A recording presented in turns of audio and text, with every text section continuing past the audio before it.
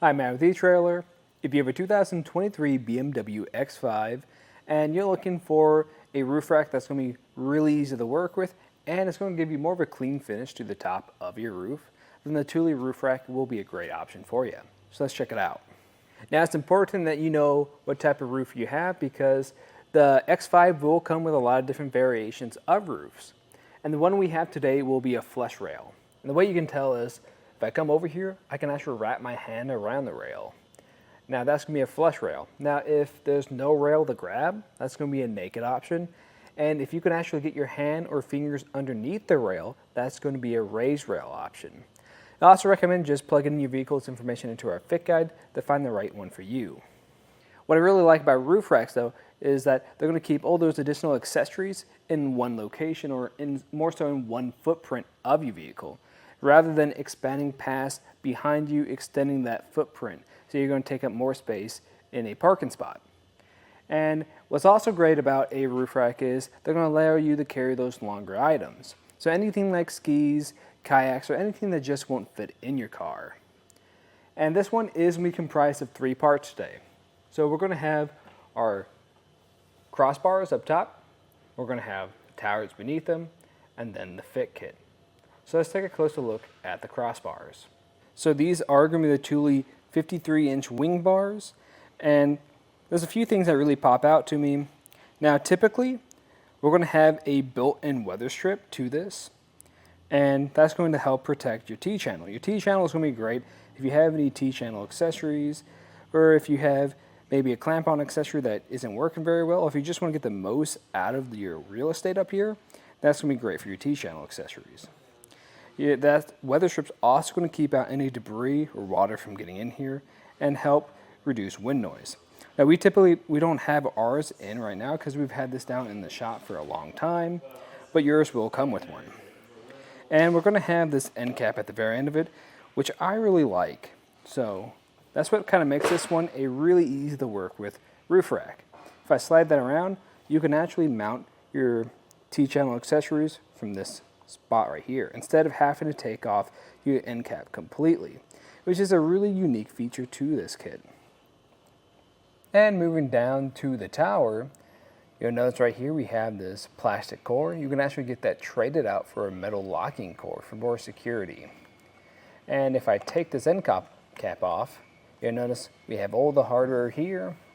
And I really like this design because it's a pretty smart design, because what's happening is this clamp, you only have to tighten down one bolt to secure not only your towers to your crossbars, but also your tower to your fit kit. Makes it really easy to use.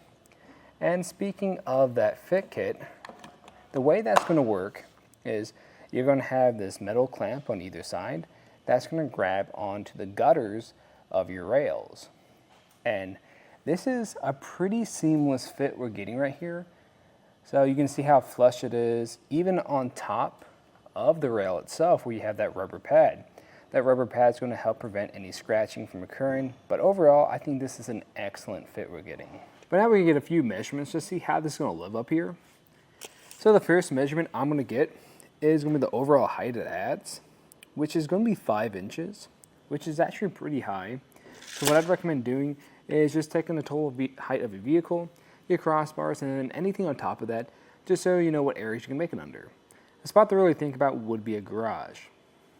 And then, if we look over here, I have my sunroof up, and this is going to give you an idea of how much space we still have underneath, and that's going to be 2 inches. So even with your sunroof up, well, most likely not going to make contact with it. Now, if you have some really bulky clamps, they might come pretty close, or they might make contact. I just recommend checking that first. If they are going to make contact, then I'd recommend keeping your sunroof down, because you're still going to have 4 inches of space underneath there, so that's tons of space. And really placing your crossbars is going to be another big factor to this.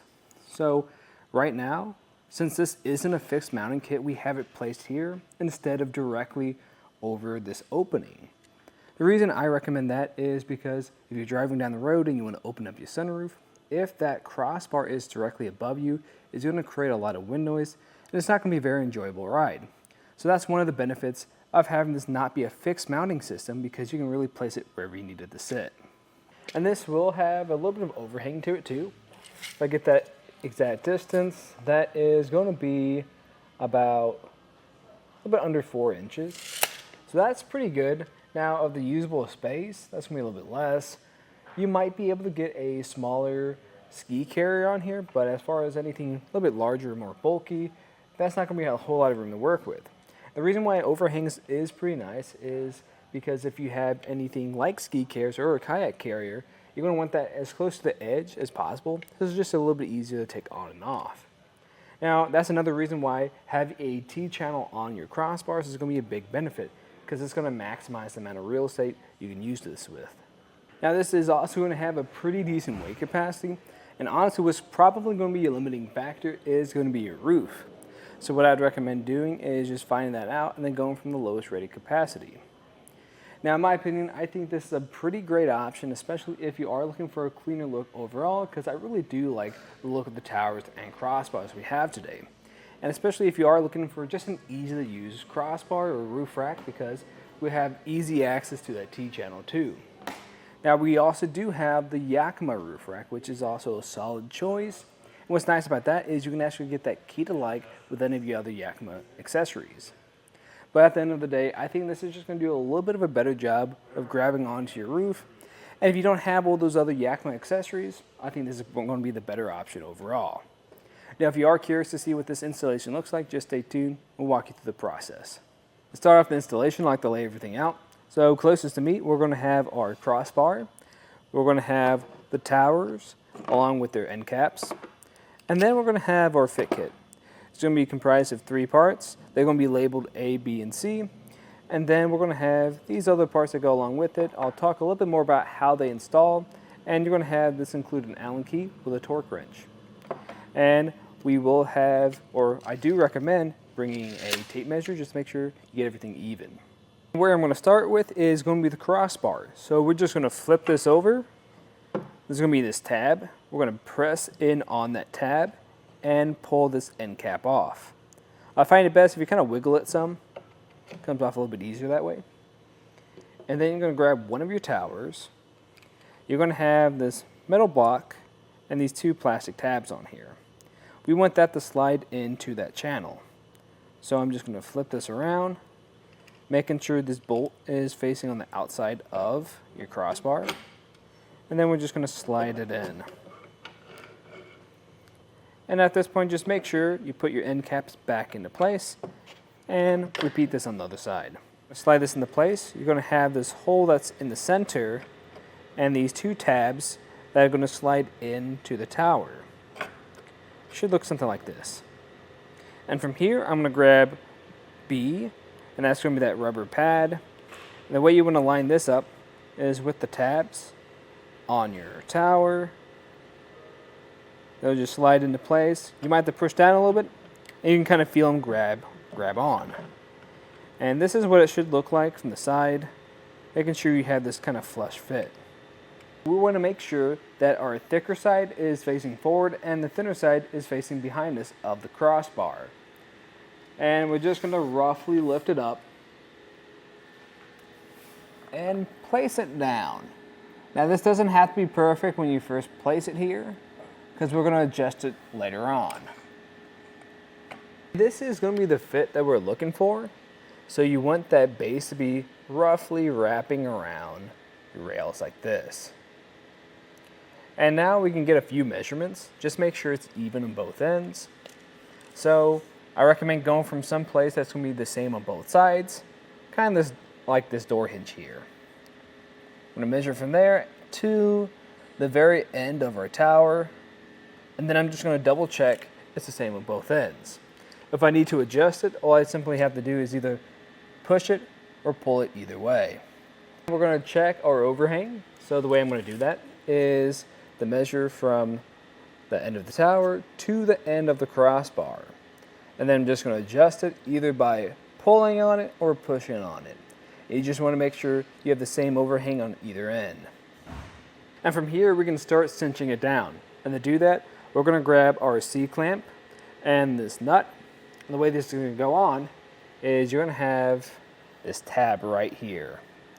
You're going to have this opening on clamp C that will wrap around it, and it's going to have this hole in the center that lines up with that bolt. You're then going to grab this nut, slide it on until it grabs onto that bolt in there, and then start hand tightening it. Now this might take a second, but really the fit you're trying to get is to have this clamp wrap around this point right here. Once that is about hand tightened, before we tighten this all the way, I'm actually going to go to the other side and repeat this process, and then slowly tighten this all the way down until it's completely secured. You don't want to tighten down one side completely before the other because it could give you an uneven fit. And the way you're going to be able to tell this is all the way tightened down is eventually you're going to reach a point where you get a lot of resistance. You start hearing that click. That's that torque device letting you know this is all the way tightened down. And from here, we can start putting on our end cap. You're just going to push it into place. You should hear a click. And you're going to have this point that you can secure down with a flat head, unless you put the locking cores in there. And really, the last step is really just sliding this tab back into place so you don't get that wind noise. But that'll pretty much do it for our look at the installation and some of the features of the Thule Roof Rack on top of our 2023 BMW X5. I'm Matt. Thanks for watching.